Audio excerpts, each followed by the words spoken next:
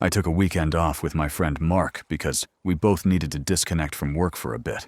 We picked a small lake 3 hours from home, a place with almost no signal and nothing around it except trees and a single dirt road that circled the water.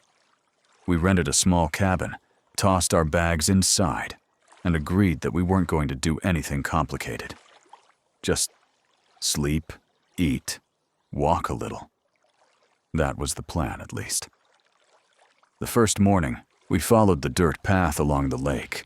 It wasn't an actual trail, more like a strip of flattened grass where other visitors had probably walked at some point.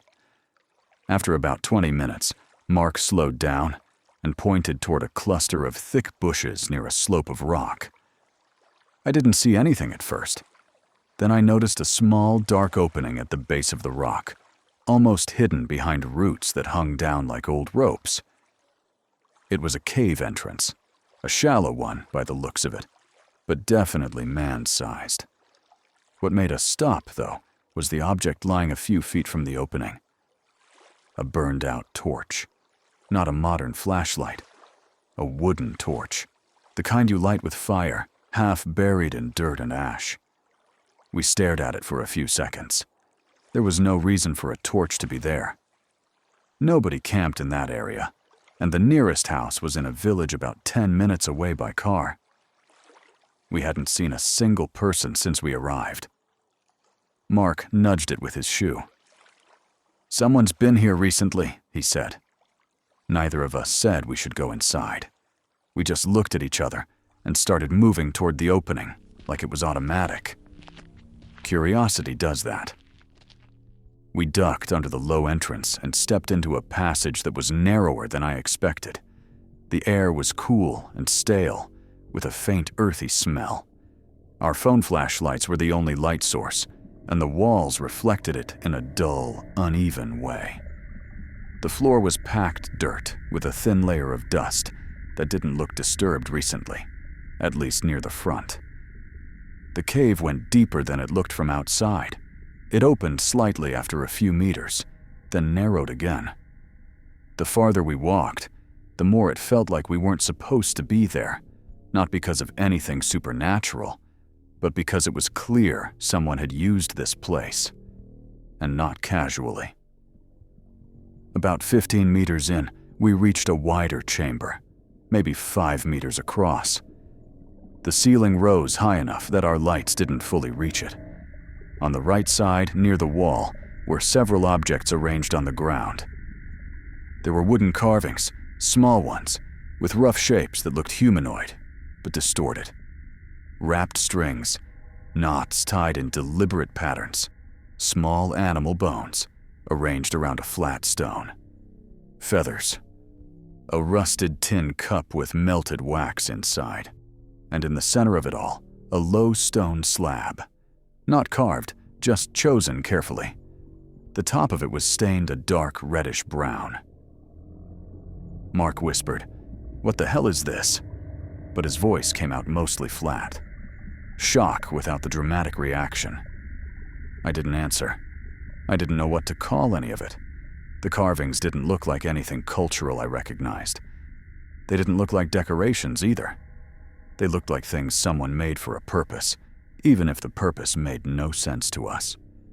People create strange things for all kinds of reasons, but this didn't feel like art.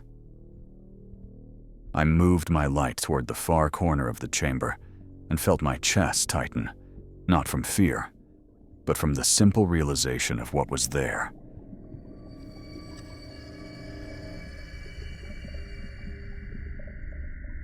A small animal, maybe a goat or a large dog, lying on its side. It wasn't fresh. The smell wasn't overwhelming, but it was unmistakable. The animal had been dead for days. Its body was intact. There was no graphic scene, nothing violent in plain sight, but there was a thin line of dried blood on the ground near the stone slab. Mark stepped back. "We should go," he said quietly. I kept scanning the space for a few more seconds. The objects weren't scattered. They were positioned with intention. Someone came here to do something specific, and it wasn't a place hikers stumbled into. The torch outside wasn't for decoration. Someone used this cave.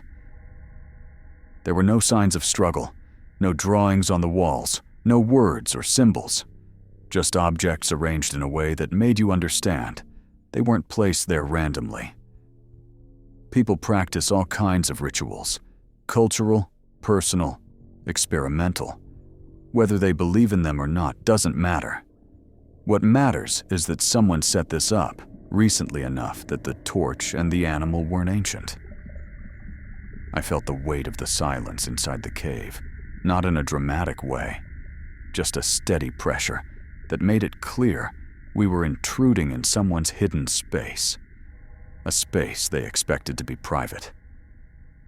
"Seriously," Mark said, already turning toward the passage. "Let's leave." I didn't argue. We walked out without discussing anything. The exit looked brighter than before, and once we reached the outside, it felt like the air moved again. Neither of us wanted to even look back. We walked fast until the cave was out of sight. Then we slowed down without speaking. It wasn't fear that bothered us. It was more the idea of crossing paths with whoever used that place. We didn't know if they were locals, travelers, or someone living off-grid. We didn't know if they were doing something traditional, personal, or something darker. But they clearly didn't want company. When we got back to the cabin, we sat on the porch for a long time without saying much. The lake was calm, the sky clear, everything around us normal. But the mood had changed. The whole reason we came was to relax, but instead, we ended up finding something we didn't know how to categorize. Mark eventually said, "We just won't go back near that side." I nodded, but we both knew that wasn't the point. Once you see something like that, you don't forget it. You don't pretend it's nothing. We tried to continue the weekend like usual. Grill some food, talk about work, fish a little. But the cave stayed in the back of our minds. Every time I heard a branch crack in the woods, I looked around.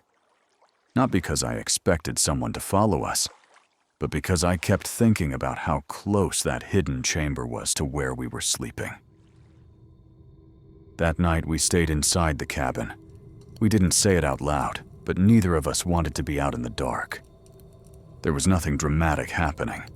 No noises outside, no signs of anyone watching. It was a normal night at a lake, but the cave changed the way we interpreted the silence.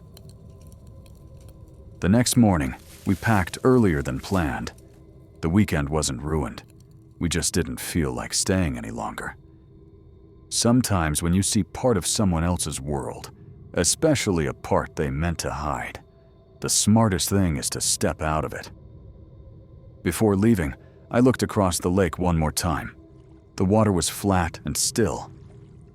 We didn't report anything. We didn't know what to report.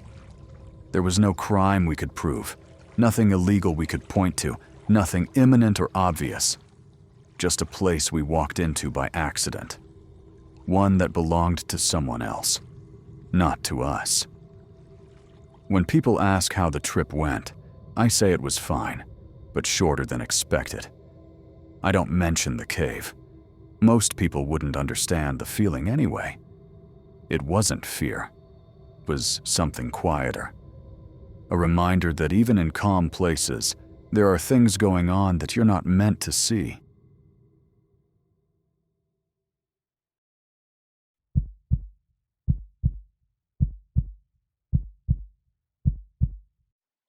I pushed for a short break away from everything because I felt like our routines were closing in on us. Daniel agreed, and we picked a small rental house near a quiet lake. It wasn't part of any resort or organized area. It was just a lone structure on a patch of open land with trees behind it and still water in front. Evan had been restless at home, and we thought a change of scenery would help him more than anything else. We arrived late in the afternoon. The house was simple. 2 bedrooms, basic furniture, and wide windows facing the lake. Evan ran from room to room with the kind of energy that made the space feel smaller than it was. Daniel walked around outside to check the place while I unpacked our things. Nothing about the environment felt unusual. The silence was heavier than what we were used to, but that was expected. The first incident happened within the hour. I noticed Evan standing perfectly still at the window near the kitchen, looking out toward the far side of the lake. His posture didn't look thoughtful or distracted. It looked fixed, as if something had caught his attention in a way he couldn't pull away from. When I asked him what he was looking at, he didn't answer at first. Eventually, he said only that someone was standing across the lake, a man dressed in white. I looked for myself and saw nothing except brush, uneven ground, and a long line of trees. No movement, no colors that stood out, no sign of a person. Evan didn't seem worried, just certain. I didn't make an issue out of it. Kids notice things adults overlook or misinterpret all the time. I assumed he had caught a reflection or shadow that resembled a figure. The next morning was calm. Daniel fished quietly near the edge of the water. Evan played with a toy boat, and I tried to read on the deck. For long stretches, nothing happened except the usual sounds of water shifting against the shore. Then, without warning, Evan stopped moving. The toy boat hung loosely from his hand, and he stared across the lake again. Same angle, same stillness. When I asked what he saw, he gave the same answer as the night before. Someone in white clothing. I checked the far side again, scanning the whole area in case I had missed something earlier. There was nothing. Daniel came over when he noticed we were both focused on the same direction, and he tried to understand what Evan meant. But Evan didn't describe anything beyond the same simple claim. No reaction, no fear, just a statement of fact from his perspective. Later in the day, he repeated the behavior. He would be mid-activity, stacking stones, drawing in the dirt, or eating, and then his eyes would drift toward the window or the water. Every time, his expression went blank, as if he was studying something that wasn't meant for anyone else.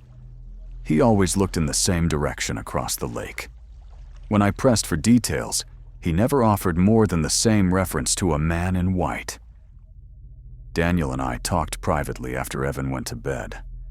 We didn't want to jump to conclusions, and there was nothing indicating danger. The opposite side of the lake wasn't accessible by any proper path, and it would have been difficult for anyone to stand there without making noise or leaving visible movement. Daniel suggested it might be imagination or some kind of pattern recognition.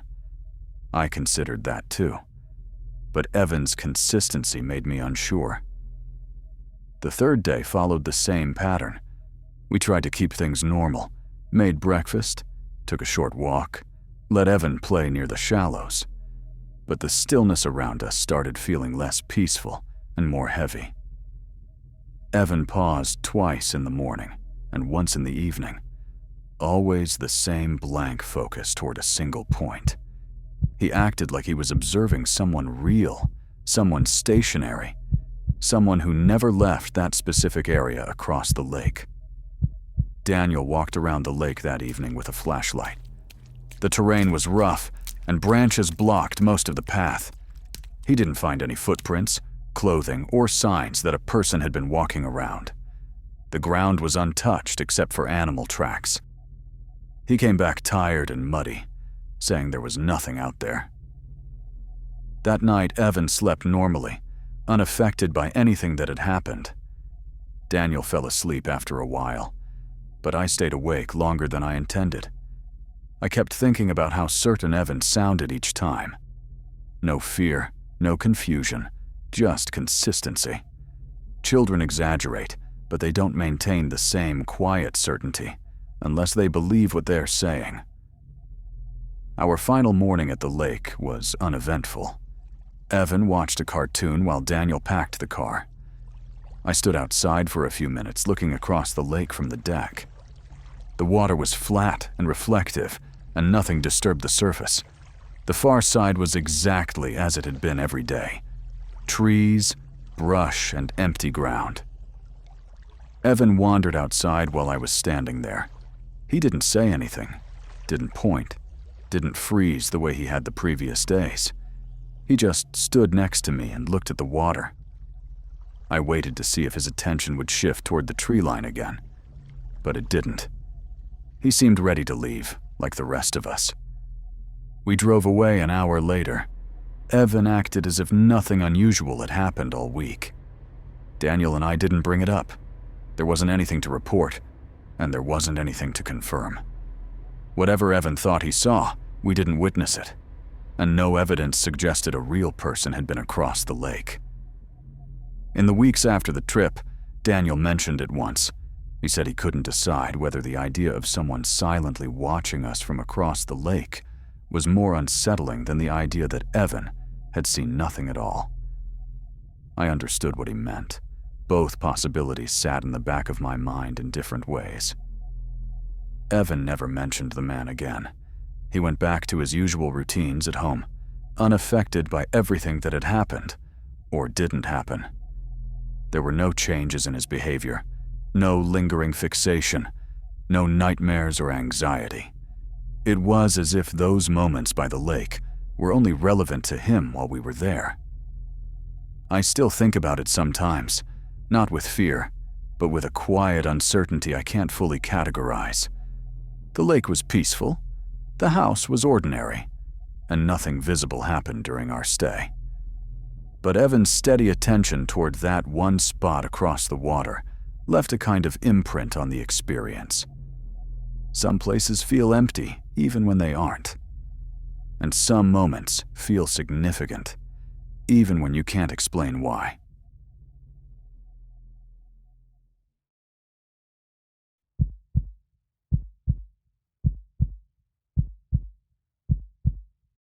I took a short trip to a lake I had visited once years ago. Back then it was crowded with campers during the summer, but this time of year it was empty. The rental cabin I found online was small, just one room with a bed and a table, and a deck that faced the water. Nothing around it except trees, dirt paths, and open stretches of shoreline. I wasn't looking for anything special, just a few quiet days without noise or responsibilities. The first morning, I walked along the edge of the lake following a narrow strip of land that curved away from the cabin. The mud near the shoreline was soft from recent rain, and my shoes sank in with every step. I kept going until the cabin was out of sight. The lake was calm and almost too still, the kind of stillness that made every movement stand out. I didn't see anyone else around, not on the water, and not on the trails farther back. After about 15 minutes, something in the mud caught my eye.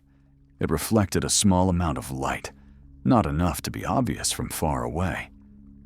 I walked closer and saw a ring, thin, silver, with a small stone set into it.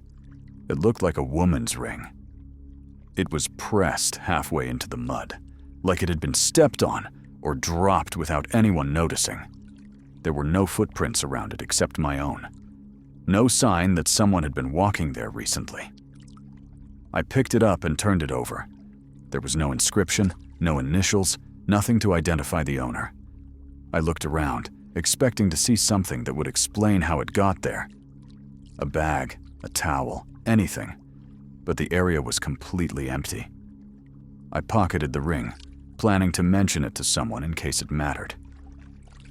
Farther along the shoreline, I noticed something else. A single shoe lying on its side near a patch of reeds. It was a woman's sneaker, worn but not torn, and covered in dried mud. There was no second shoe nearby, no bag or clothing, nothing else out of place. I had walked half the lake's curve already and had seen no one. The trail that led back to the main road was on the opposite side from where I found it. I checked the ground around the shoe. No footprints, no drag marks, no indication that it had washed up from the water either. It just sat there, as if someone had placed it down and walked away, except there were no tracks leading in any direction. I continued walking, partly out of curiosity, partly because I wanted to see if there were more objects. A few minutes later, I found a torn piece of fabric stuck on a broken branch near the shoreline. It was light blue, thin, maybe from a blouse or a dress. The edges were frayed like it had been caught on something and pulled. The color stood out against the dirt and leaves. When I touched it, it felt relatively clean, not weathered enough to have been there long. That was the last thing I found. After that point, the shoreline had nothing unusual, just dirt, rocks, and patches of wet ground. I walked a little farther to make sure I hadn't missed anything, but the trail stayed empty. No more objects, no signs of struggle, nothing that suggested a clear narrative. Just 3 items spread out over a short distance, each one more specific than the last. I turned back, tracing my steps, and looked again at each spot where I had found something. The objects didn't form a path or a sequence. They were spaced too far apart to suggest someone had dropped them while walking. They also didn't look washed ashore, because none of them were in the right positions or conditions for that. They looked placed, but without intention, like someone had moved through the area in a way that left no trace except those items. When I got back to the cabin, I put the ring on the table. I thought about leaving it on the deck rail in case someone passed by looking for it. But there was no traffic here. Anyone who wanted to find something they'd lost would have to search the entire shoreline, and it didn't seem like anyone had been here recently. Later that afternoon, I drove into the nearest village to buy more water and a few groceries. I hadn't been there before, so I expected nothing more than a small convenience store and maybe a cafe. The place was quiet, and most buildings looked closed for the season. Inside the store, the owner was talking with someone near the counter. I didn't pay much attention at first, but the words "missing" and 5 days caught my ear. I didn't interrupt. I just listened without making it obvious. The 2 men were discussing a woman from their village who hadn't been seen for nearly a week. She had gone out for a walk near a lake, though they didn't specify which part, and never came back. They had volunteers checking the trails and roads, but nothing had turned up. When I paid for my groceries, the owner mentioned it again, almost in passing. "People should be careful near the water this time of year," he said. "Ground gets soft. Hard to know where someone might end up." I nodded, but didn't say anything about the ring or the other items. I wasn't sure if they were connected, and I didn't want to create unnecessary assumptions. The village was surrounded by different bodies of water and trails, and the disappearance could have happened anywhere. But the timing stayed in my mind. Back at the cabin, I looked at the ring again. It was clean enough that it couldn't have been sitting outside for very long. The shoe and fabric also hadn't weathered much. All 3 objects seemed like they belonged to someone who had been in the area recently, maybe within days. I walked out to the deck and looked across the lake. Nothing had changed. The water was calm, the trees didn't move much in the light wind, and the shoreline where I'd walked earlier was quiet and undisturbed. There was no sense of danger or tension, just the same heavy stillness that had been there since I arrived. I didn't go back to that side of the lake for the rest of the trip. I didn't explore farther or try to put together a story that might not have existed. I kept the ring on the cabin table until the day I left. Then I placed it on a flat stone near the front door, where someone might see it someday if they came looking. I think about the timing sometimes, but not in a dramatic way. Just a quiet uncertainty. A missing person. A ring in the mud. A shoe with no matches. a piece of torn fabric on a branch. None of it proved anything, and none of it ruled anything out.